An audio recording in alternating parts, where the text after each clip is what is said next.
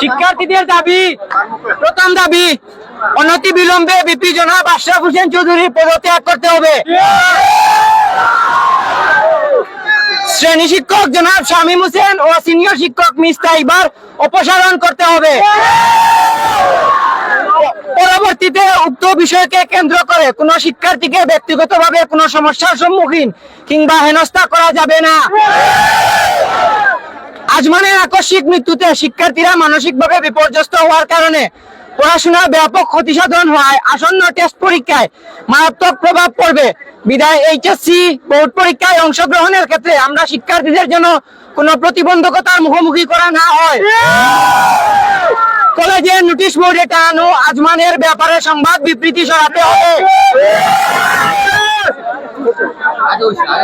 এগুলো আসলে আমরা দাবি আর সংস্কার যেগুলো এগুলো আলাদা লেখা হয়েছে।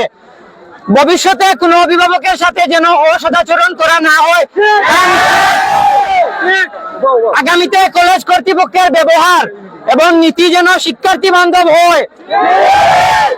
পরীক্ষা কমিটি রুটিন তৈরির ক্ষেত্রে শিক্ষার্থীদের মতামতের জন্য গুরুত্ব দেওয়া হয়।